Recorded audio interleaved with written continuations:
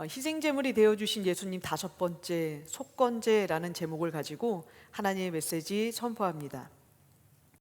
어느 공동체이든지 규칙이 있기 마련입니다.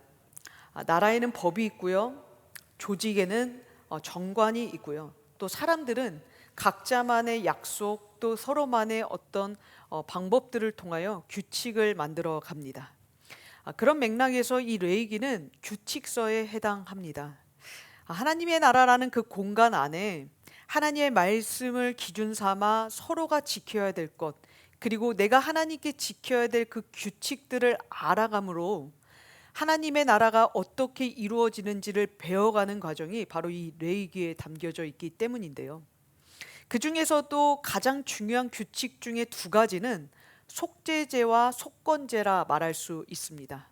이것을 하나님께서는 이스라엘 백성이라면, 하나님 나라의 백성이라면 반드시 드려야 할 의무 제사로 명령하시면서 이 2가지만 제대로 실행되어도 이 땅에서 물론 죄는 사라지지 않을 거예요. 여전히 죄 짓는 사람이 있을 거고요. 또 우리 안에는 죄 짓고 싶은 욕망들이 생겨날 수 있습니다.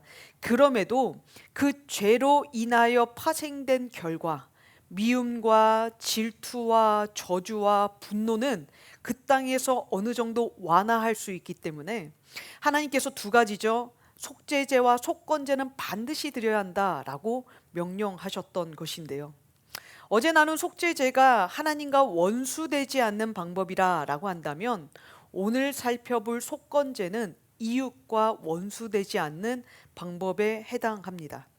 다시 말해, 이 2가지 제사를 드리지 않는 인생 안에는 반드시 하나님이든 이웃이든 원수가 생기게 마련이다라는 이야기인데요. 그렇다면 우리 하나님이 명령하신 이 의무제사, 이 속건제는 어떤 의미를 갖고 있을까요?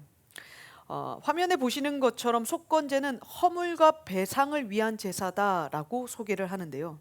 이와 마찬가지, 이런 의미로 속건제는 하나님이나 이웃의 어떤 소유권, 그들이 갖고 있는 재산권이라든지 아니면 신체에 대한 부분에서 과실을 내가 일으켰을 때 그 잘못을 깨닫고 드리는 허물을 사해달라는 제사입니다.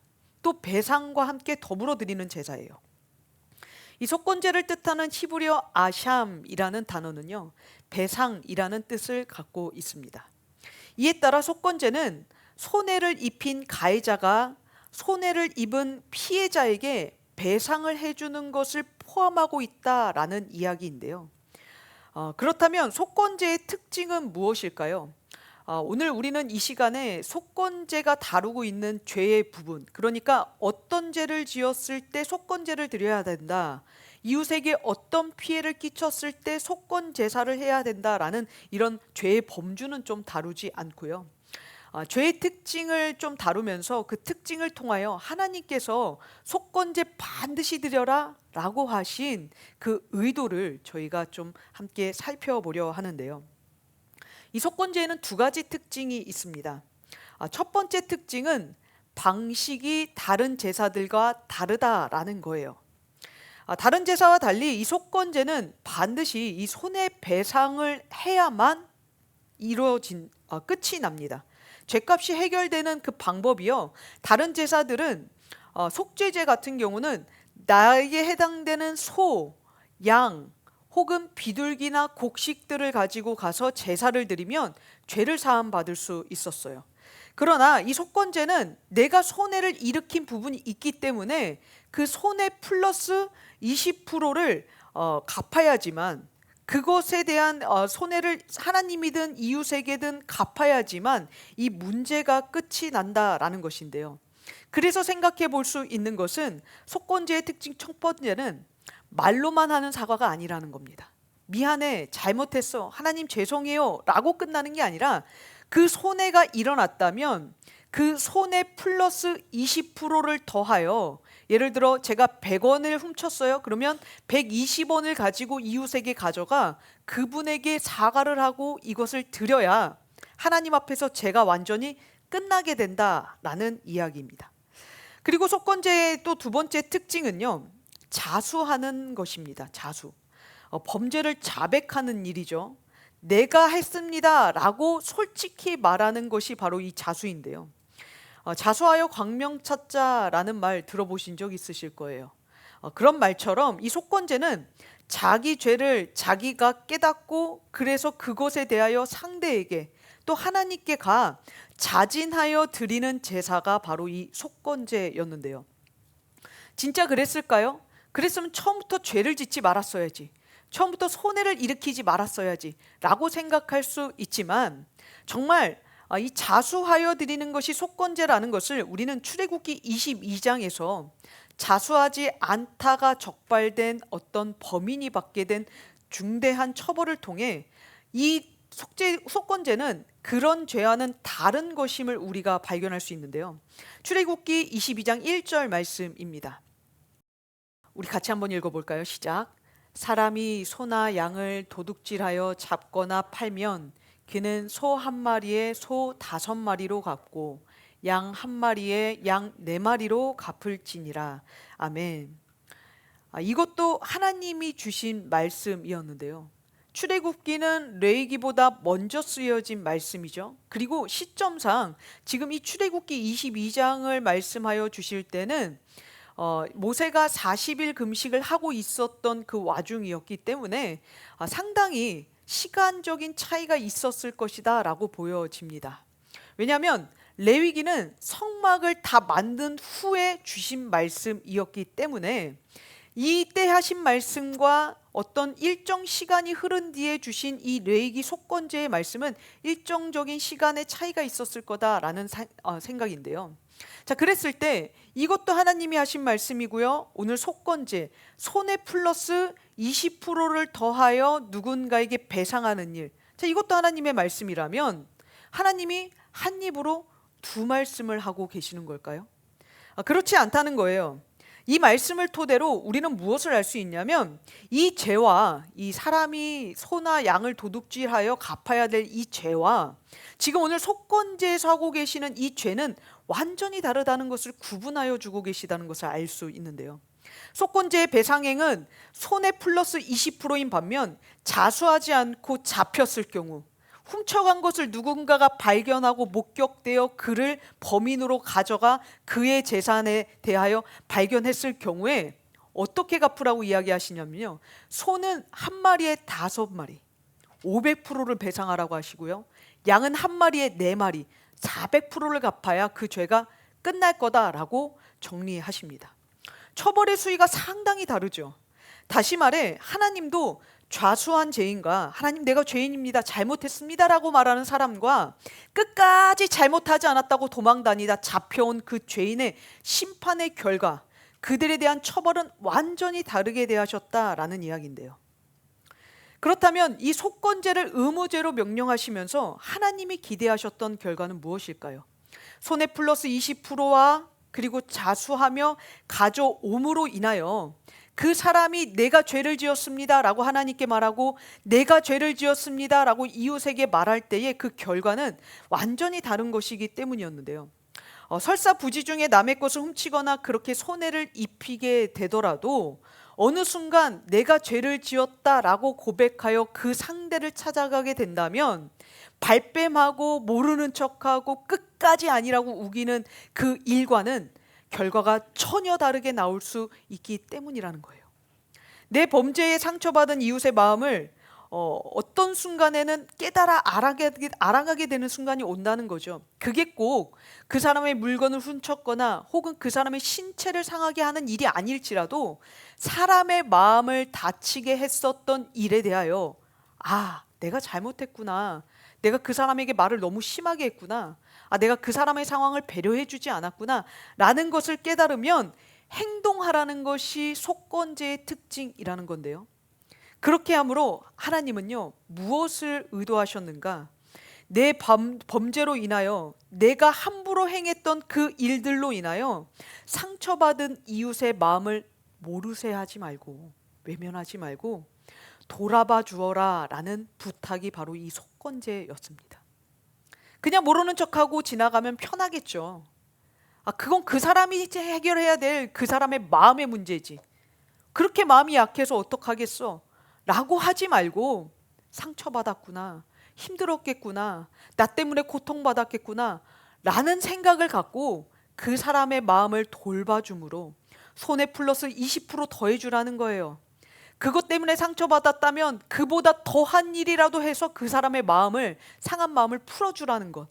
그렇게 다가가는 그 마음으로 이 속건제의 제사를 통하여 그 상대의 마음을 풀어주며 관계를 바꿔가는 일이 바로 이 속건제였다라는 사실인데요.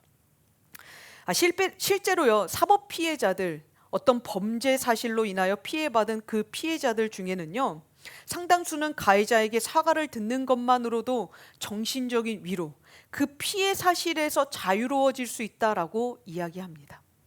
다시 말해, 내가 저지른 것은 우발적 범죄라느니, 아니면 내가 정신적 문제 때문에 그렇게 한 겁니다 라고 그렇게 해서라도 교묘하게 법망을 피해가는 이 궁리를 하고 있는 그 가해자들의 모습에 피해자들은요, 더 큰 피해, 더 큰 상처를 받게 된다라는 건데요. 그러니 하나님은요, 가해자의 자백과 플러스 20%의 그 배상을 통하여 오늘 무엇을 이야기하시는가? 하나님께서 주시는 귀한 이 말씀 속에서 피해자들의 고통을 덜어주라는 것을 우리는 발견하게 되는데요. 물론 그렇다고 해서 있었던 일이 없던 일로 되지는 않겠죠. 이미 물은 엎질러졌으니까요. 그러나 그 일로 인하여 행동의 사죄가 직접 움직여 말로만 하는 사과가 아닌 행동으로 보여주는 사과가 피해자들의 다쳤던 마음은 봉합해 줄 수 있다라는 것이 오늘 하나님께서 속건제를 우리에게도 의무제로 명령하신 이유라는 사실입니다. 정리하면 속건제는 반드시 누군가가 손해배상을 해야만 그 케이스가 종료되게 됩니다. 이게 속건제의 법칙인데요. 그리고 이것은 오늘 우리에게도 동일하게 적용이 돼요. 우리 역시 이웃에게 상처를 주었다면 그 상처에 대한 손해배상 플러스 내가 잘못했어 라는 사과가 함께 수반될 때 그 사람의 마음을 봉합해 줄 수 있고요. 또 하나님께도 마찬가지입니다. 하나님께 나와 끝까지 나는 죄인이 아니라고 버틴길 것이 아니라, 하나님, 내가 이런 죄를 저질렀네요. 그래서 하나님의 성전에, 하나님의 마음에, 하나님의 교회에 내가 이런 상처를 주었습니다 라고 이야기하는 자백 플러스 내가 행했던 그 일에 대한 보상으로 무언가를 더 헌신하고 혹은 누군가의 마음을 달래주는 일을 하게 된다면 우리의 죄의 문제는 끝난다라는 건데요. 그런데요, 여기에서 문제가 하나 있습니다. 사람에게 행한 것 혹은 어떤 물리적이나 혹은 재산적인 피해를 입힌 것은 그 손해 플러스 20%를 더하면 문제를 끝낼 수 있지만, 하나님의 마음에 상하게 해드린 것, 우리의 죄로 인해서 하나님의 교회가 상처받고요, 우리의 죄로 인해서 하나님의 이름의 명성이 먹칠되었었던 그 문제들은 쉽게 해결되지 않는다는 거예요. 다시 말해 배상할 길이 없다라는 건데요. 선악과를 따먹으면 정령 죽으리라 라고 하셨던 그 하나님의 말씀처럼 하나님께 지은 죄는 죽음으로밖에는 갚을 수 있는 방법이 없기에 우리는 속죄제로 자백은 했다고 칩시다. 속죄제로 우리의 죄를 해결했다고 치자고요. 그런데 이 20%의 배상은 이웃에게는 할 수 있을지 모르나 하나님께는 할 길이, 할 방법이 없다라는 이야기인데요. 여기에 대해 사도 바울은 우리에게 예수님께서 그 값을 대신 치러주셨다라고 말씀해 주십니다. 그게 오늘 우리가 본 본문 갈라디아서 3장 13절의 말씀인데요. 자, 우리 같이 한번 읽어볼까요? 같이 읽습니다. 시작. 그리스도께서 우리를 위하여 저주를 받은 바 되사 율법의 저주에서 우리를 속량하셨으니 기록된 바 나무에 달린 자마다 저주 아래에 있는 자라 하였습니다. 아멘. 이 속량하셨으니 라는 이 원어는 구속하다, 자유롭게 하다, 이런 뜻을 갖고 있습니다. 사실상 이 단어가 아까 우리가 살펴보았던 히브리어 아샴, 배상이라는 뜻과 가장 흡사한 용어인데요. 속건제의 제물과 배상으로 그 사람의 죄를 지었던 가해자의 죄를 해결하듯 예수님의 죽음이 나의 죄값을 해결해 주셨다라는 표현이 바로 이 속량하다라는 표현이에요. 그러면서 사도 바울은 무엇을 이야기하고 있는가? 이 본문 안에서 그 십자가의 죗값을 치러했던 것은 원래 누구라고요? 우리였다고요. 예수님이 아니라 원래 죽음으로 하나님, 내가 배상 20%를 할 길이 없으니 내가 죽음으로 갖겠습니다 라고 하는 것이 마땅했었는데, 오늘 예수님이 이 땅에 오심으로, 죄 없으신 예수님이 십자가에 달려 돌아가 죽으시는 그 죽음으로 우리의 죗값을 배상해 주신 사건, 그것이 바로 오늘 이제 곧 돌아가실 예수님의 십자가 사건이었다는 건데요. 예수님이 자신의 생명으로 우리의 죗값을 치러주시며 우리의 죄로 인하여 상처받은 하나님의 마음을 봉합해 주신 그 일이 바로 오늘 우리를 위하여 십자가에 돌아가 주신 은혜였다라는 이야기입니다.